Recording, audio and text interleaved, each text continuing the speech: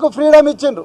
అతన్ని పోలీసులే సాక్షిగా ఇక్కడికి తీసుకొని వచ్చి దాదాపుగా 15 కిలోమీటర్స్ ఉంటుంది.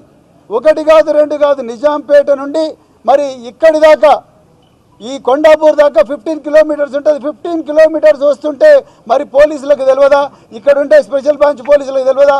ఇక్కడ సిఐకి తెలియదా? లా అండ్ ఆర్డర్కి తెలియదా? ఇక్కడ ఏసీపీకి తెలియదా? లేకపోతే డీసీపీకి తెలియదా? లేకపోతే కమిషనర్ పోలీసుకి తెలియదా?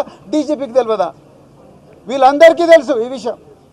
మరి వస్తుంటే మరి కనీసం ఆపాలి కదా, అక్కడన్నా ఆపాలి, ఇంకా లేకపోతే హైటెక్ సిటీ దగ్గర ఆపాలి, ఇంకో దగ్గర ఆపాలి. మీకు మధ్యలో ఎన్ని పోలీస్ స్టేషన్ లేవు, ఎన్ని ట్రాఫిక్ సిగ్నల్స్ లేవు. ఇక్కడ ఆపకుండా ఇంటి దగ్గరికి తీసుకొచ్చి మరి ఇది గేటెడ్ కమ్యూనిటీలో సెక్యూరిటీ గేట్ ఉంటుంది, అక్కడ ఆపాలిగా. మీరు అన్ని వ్యాన్లు పెట్టుకున్నారు, అన్ని బస్సులు పెట్టుకున్నారు, అన్ని పోలీస్ పెట్రోల్ వెహికల్స్ ఉన్నాయి. మరి ఇవన్నీ ఉన్నప్పుడు మరి అక్కడ అంతమంది దుండగులు వచ్చి ఇక్కడ ఎమ్మెల్యే గారిని చంపడానికి ప్రయత్నం చేస్తుంటే ఎందుకు ఆపలేకపోయినరు? ఇదంతా పక్కా సీఎం కార్యాలయంలోనే దీనికి మొత్తం కూడా ప్లాన్ జరిగింది. తప్పకుండా ఈ రాజ్యాంగబద్ధంగా ఇవాళ బీఆర్ఎస్ ఎమ్మెల్యేలు కాంగ్రెస్ పార్టీ చేస్తున్న దుర్మార్గాలను ప్రశ్నిస్తుంటే దిక్కుతోచక అక్కసుతోని ఇవాళ ప్రశ్నించే గొంతుకలు, తెలంగాణ గొంతుకలు, 4 కోట్ల తెలంగాణ ప్రజలకు ప్రతినిధులైన ఈ గొంతుకలు, తెలంగాణ సంస్కృతిని కాపాడిన ఈ గొంతుకలను ఇవాళ గొంతులు నొక్కేయాలని, ఈ ఇంట్లో మరి ఒక గౌరవ ఎమ్మెల్యేను మరి చంపాలని చెప్పేసి ఇవాళ అరికపూడి గాంధీ అంతమంది గుండాలు పోలీసు వాళ్ళ సాక్షిగా వచ్చిండ్రు.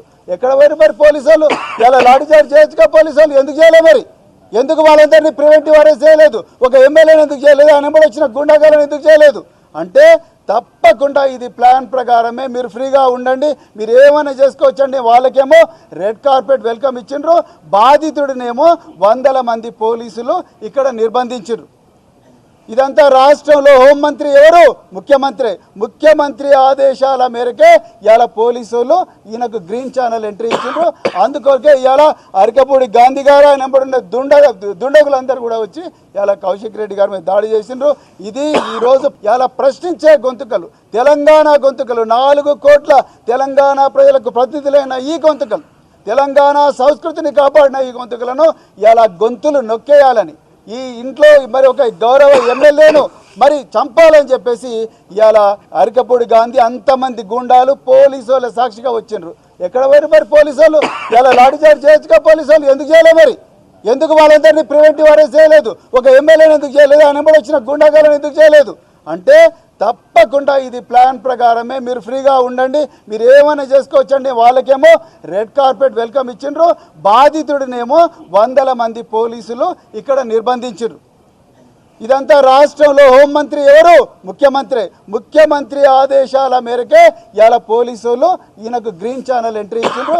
అందుకొరకే ఇవాళ అరికపూడి గాంధీ గారు ఆయన వెంబడిన దుండగులందరూ కూడా వచ్చి ఇవాళ కౌశిక్ రెడ్డి గారి మీద దాడి చేసిండ్రు.